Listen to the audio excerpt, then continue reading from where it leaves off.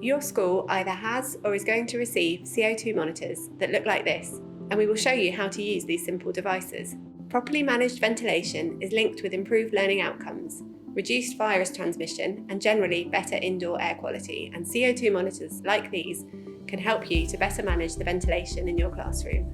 The monitor itself is simple, and while the exact style of monitor may vary, the key number we are most interested in is the concentration of CO2, measured in parts per million, or ppm. Most monitors will also display other useful information, such as temperature and humidity. The average CO2 levels in our atmosphere outdoors are around 400 ppm, so you should expect this number to read just above 400 first thing in the morning. But if you're in a big city, it may be a bit higher. Then, as more people occupy the room, this number will increase as the CO2 we all exhale accumulates in the room. But as more ventilation is supplied, for example by opening windows, the number should reduce as the fresh air replaces the stale air. It's possible to broadly identify when CO2 levels are high without the use of a monitor. When the room feels stuffy or the air smells stale, this is an indication that CO2 levels are high. The CO2 monitor, however, gives a much more precise value than our body's natural response. If CO2 levels are high, it means that the room is not well ventilated.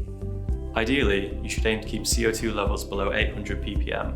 When levels reach above 800 ppm, consider opening a window, starting with high-up windows or skylights first, to provide some relieving fresh air to wake up the pupils.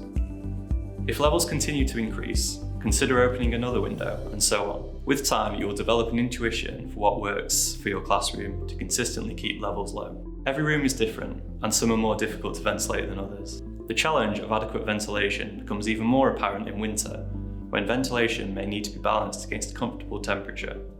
So you should seek to find a balance between a comfortable temperature and adequate ventilation. Remember, at levels above 800 ppm, try to take actions to increase the supply of fresh air by opening windows, and if, even with your best efforts, the levels are regularly above 1500 ppm, actions from the school management teams should be taken to provide long-term solutions to improve the ventilation. This might include unsealing permanently sealed windows, removing large objects in front of windows, or providing passive air grills. But remember, there is no inherent risk from CO2 itself, and the room can continue to be used if appropriate.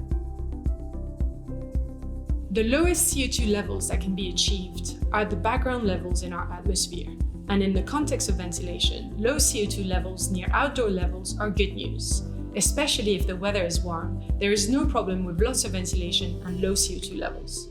However, in colder weather, low CO2 levels could mean that you're leaning too far towards ventilation at the expense of a comfortable temperature.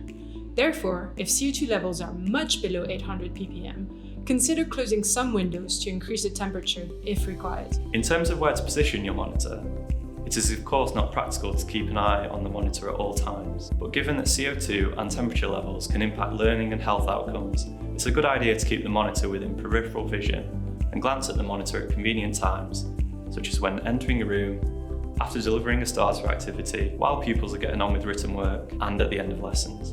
When setting up for the first time, you will need to select a location so that you can easily see the monitor, but it doesn't get in the way. The monitor can be stuck on a wall near your desk at visible height, or simply put on your teaching desk. Just make sure the monitor is not too close to drafts from any windows or doors.